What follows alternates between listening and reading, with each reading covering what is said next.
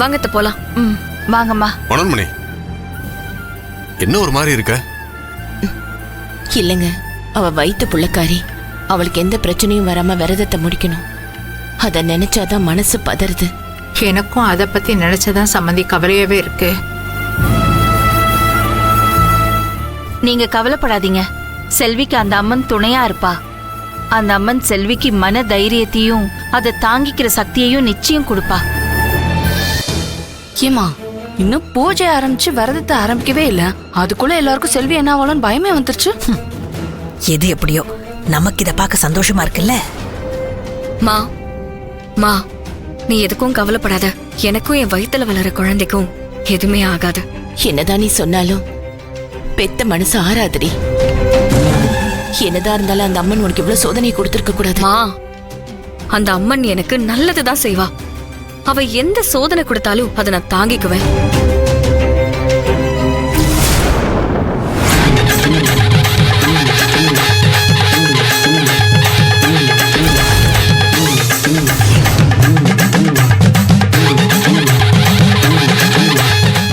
நீ பேசுனத நான் கேட்டுட்டு தான் இருந்தேன்.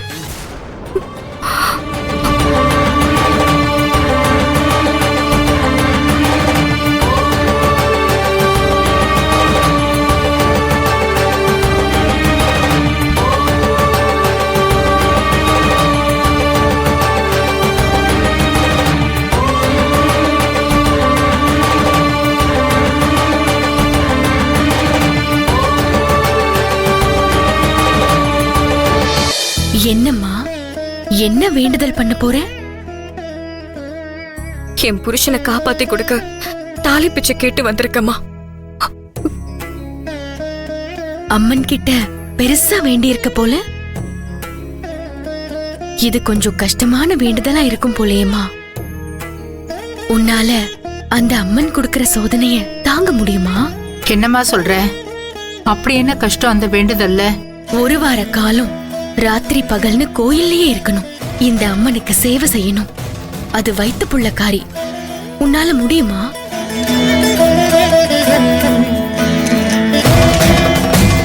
எந்த காரணத்தை கொண்டும் விரதத்தை முடிக்காம பாதியில போக கூடாது.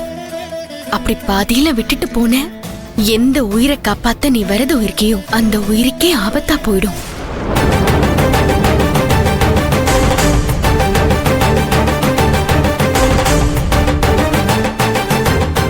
நான் அந்த அம்மன் தாயையும் அவ உதவியையும் நாடி வந்திருக்கேன்.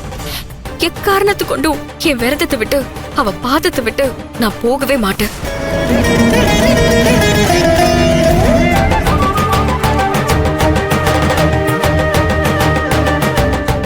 ஆனா அதுக்கான எல்லா சூழலும் நடக்குமே. உன்னை இந்த வேண்டுதலை நிறைவேற்ற விடாம செய்ய உனக்கோ உன் குடும்பத்துக்கோ பெரிய ஆபத்து கூட வரும்.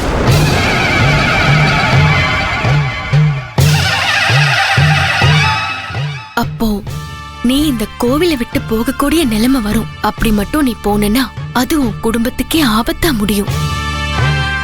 அதனால நீ இந்த தவத்துல உட்கார்றதுக்கு முன்னாடி நல்ல முடிவு பண்ணிக்கோ.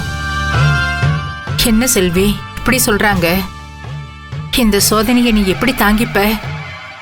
அத்தை, எனக்கு எந்த சூழ்நிலை வந்தாலும் என் முடிவை நான் மாத்திக்க போறதில்ல. நீங்க எதுவும் கவலைப்படாதீங்க. உன்னை பார்த்தா சின்ன பொண்ணா இருக்கே. வயித்து புள்ளக்காரின்னு வேற சொல்றாங்க. இது ஒண்ணும் விளையாட்டு காரியம் கிடையாது. இந்த மாதிரி வேண்டுதல் எல்லாம் பெரியவங்க தான் செய்வாங்க. எதுக்கும் யோசிச்சு முடிவெடுமா. சரியா செய்யலன்னா அதுவே உனக்கு பெரிய பிரச்சனையாகும். நல்லா யோசிச்சுக்கோ. என்னோட குடும்பத்துக்காக, என்னோட புருஷனை காப்பாத்துறதுக்காக அந்த ஆத்த மனசிறங்க நான் இன்னும் எத்தனை கஷ்டங்களை அனுபவிச்சாலும் அதை செய்யறதுக்கு நான் தயாரா இருக்கேன். என்னோட உயிரே போற சூழ்நிலை வந்தாலும் கூட நான் என்னோட விரதத்தை விடாம இந்த கோவிலை விட்டு போகவே மாட்டேன். உனக்கு மனதைரியம் இருக்கு. இருந்தாலும் இதுக்கு நீ பசி தாங்கணும். தவத்துல இருந்து ஒரு நிமிஷம் கூட நீ விலக கூடாது. இரவு பகல்னு சேவை செய்யணும். பல தீய சக்திகளோட தொந்தரவு இருக்கும். ஏற்கனவே சொன்ன மாதிரி பாதியில விட்டா அதை விட பல மடங்கு தொந்தரவு உன்னை வந்து சேரும். அந்த அம்மன் இருக்காமா, அவ எனக்கு துணையா இருந்து எனக்கு வர எல்லா கஷ்டமான விஷயத்தையும் தடுத்து நிறுத்தி என்னோட வேண்டுதலை நிறைவேற்றி தருவான்னு நான் நம்புறேன். உனக்கு அம்மன் மேல அவ்வளோ பக்தியா? இந்த உலகத்தை படைச்ச அவளை நம்பாம வேற யாரு நம்புறது? எனக்கு எது வந்தாலும் அவதான் நிப்பா. எனக்காக அவ முன்னாடி நிப்பா. என்ன ஒரு நாளும் அவ கைவிட மாட்டா. நான் என் தாலி பிச்சை கேட்டு தவம் இருக்க போறேன். அவ நிச்சயம் இறங்கி வரம் தருவா. அவளோட வேண்டுதலை நான் இங்க முடிக்காம நான் இந்த கோவிலை விட்டு போக மாட்டேன். எனக்கு என்ன நடந்தாலும் எனக்கு எல்லாமே அவதான். உன்ன மாதிரி ஒரு பக்த கிடைச்சதுல சந்தோஷம். ஆனா நான் சொல்றத மனசுல வச்சுக்கோ.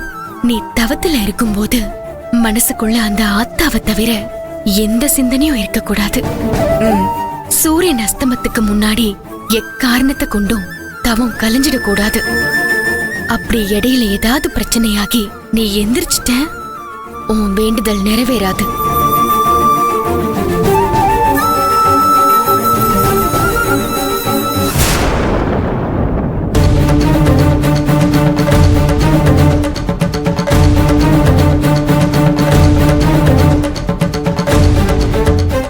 நான் இங்கதான் இருப்பேன். நீ உன்னோட வேண்டுதலை நிறைவேற்ற என்ன உதவி வேணும்னாலும் கூப்பிடு, நான் வருவேன்.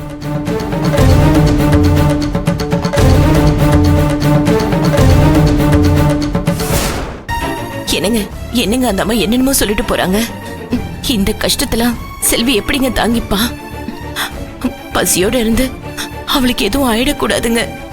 நீங்க அவகிட்ட சொல்லி பாருங்களேன். அம்மாடி செல்வி, அவங்க சொல்ற கஷ்டத்தெல்லாம் உன்னால தாங்கிக்க முடியுமா? நாங்க கூட இந்த விரதத்தை பண்றோமா. உனக்கு ஏதாவது ஆச்சுன்னா எங்களால வேலுக்கு பதில் சொல்ல முடியாது. செல்வி, எந்த பொண்ணும் தான் தாலி நிலைச்சிருக்க உயிரை கூட கொடுப்பா. ஆனா இப்ப நீ ஒரு உயிர் இல்லம்மா, 2 உயிரா இருக்க. அண்ணி, நீங்க எல்லாரும் என் மேல இருக்கிற அக்கறையில சொல்றீங்க. ஆனா அந்த அம்மன் என் மேல அக்கறையா இருந்து என்ன வழி நடத்துவா. அத நான் நம்புறேன்.